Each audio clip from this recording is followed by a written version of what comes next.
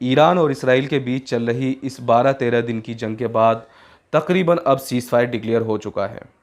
इस जंग में कौन जीता, कौन हारा, ये डिपेंड करता है इस बात पर कि जिस मकसद के लिए ये जंग लड़ी गई थी, इसराइल ने जिस मकसद के लिए इस जंग की शुरुआत की थी, क्या वो उसका मकसद पूरा हुआ या नहीं हुआ। बहरहाल ये अलग टॉपिक है, लेकिन एक बात यहाँ पर क्लियर हो गई है और जो पिक्चर साफ़ हो गई है उसको हम डिस्कस कर लेते हैं। पिक्चर ये साफ़ हो गई है कि इसराइल मिडल ईस्ट का सुपर पावर नहीं है। जिस तरह से वेस्टर्न मीडिया में, इंडियन मीडिया में और ऑल ओवर सोशल मीडिया ये हाइप क्रिएट कर रखी थी कि इसराइल बिल्कुल अनडिफीटेबल है, उसके पास जिस तरह की एडवांस टेक्नोलॉजी की मिसाइलें हैं या जिस तरह से उसके पास एडवांस डिफेंस सिस्टम है, हथियार हैं, वो बिल्कुल अनडिफीटेबल है, उसका कोई मुकाबला नहीं कर सकता। पूरे मिडिल ईस्ट में उसकी तरफ कोई आंख उठाकर नहीं देख सकता। ये जो हाइप क्रिएट कर रखी थी सोशल मीडिया पर या पूरे वेस्टर्न मीडिया में, ये इसकी हकीकत अब खुलकर सामने आ चुकी है। यानी कि इसराइल का मुकाबला किया जा सकता है, उसके डिफेंस सिस्टम को भी काउंटर किया जा सकता है, उसकी मिलिट्री फोर्सेस, उसके सिविलियंस की जो हाइप क्रिएट कर रखी थी यहाँ के सोशल मीडिया में, जैसा कि आपने फेसबुक पर देखा होगा और बहुत सारे यूट्यूब वगैरह की वीडियोस में देखा होगा कि यहाँ के लोग, यहाँ की सोशल मीडिया ये कहती है कि वहाँ के सिविलियंस को इस तरह से ट्रेनिंग दी जाती है, वहाँ के औरतों और बच्चों को मिलिट्री की ऐसी ट्रेनिंग दी जाती है कि वो वॉर सिचुएशन में बिल्कुल घबराएंगे नहीं, बल्कि वो आर्मी फोर्सेस के साथ मिल करके वो दुश्मन का मुकाबला करेंगे। लेकिन हमने इस 12-13 दिन की जंग में क्या देखा कि जो वहाँ के सिविलियंस के चेहरों पर खौफ और डर था, वो फ़लस्तीनी बच्चे और औरतों के जो चेहरों पर खौफ और डर होता है उससे कहीं ज़्यादा था।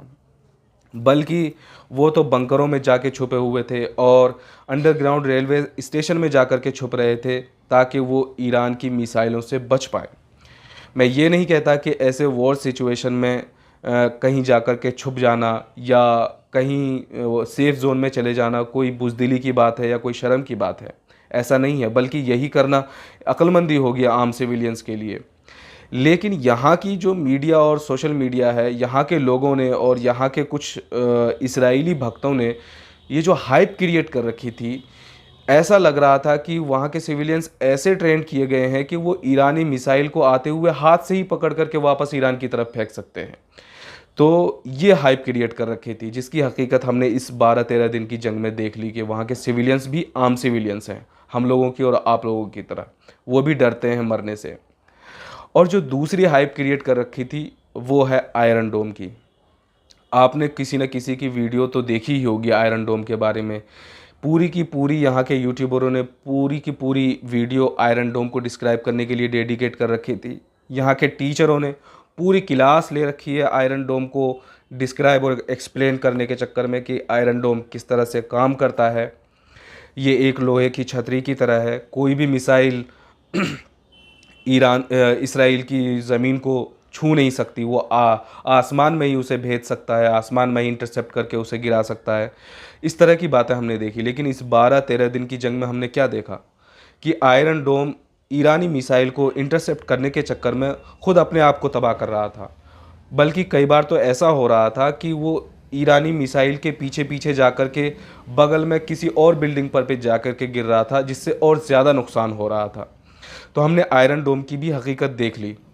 आयरन डोम की हाइप उस वक्त से क्रिएट कर रखी है जब से उसने हमास के मिसाइलों को इंटरसेप्ट किया था।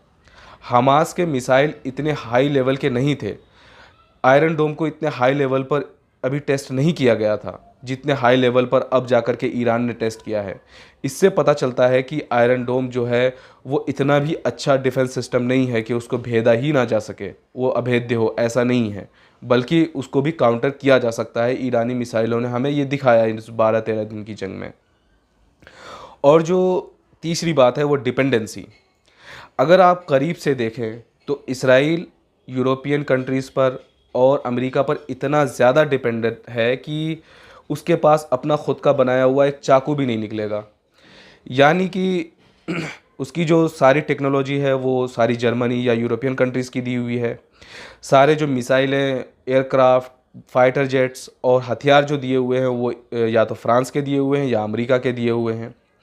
इतना ज़्यादा यूरोपियन कंट्रीज़ का सपोर्ट और अमेरिका का सपोर्ट होने के बावजूद, इतना ज़्यादा कंट्रीब्यूशन होने के बावजूद, इसराइल को जब लगा कि अब मैं ईरान का मुकाबला नहीं कर सकता हूँ, तो उसने डायरेक्टली अमेरिका को इस जंग में इन्वॉल्व किया। तब जाकर के कहीं मामला सीज़ फायर तक पहुंचा जाकर के, वरना इसराइल को लग चुका था कि अब वो ख़त्म ही होने वाला है।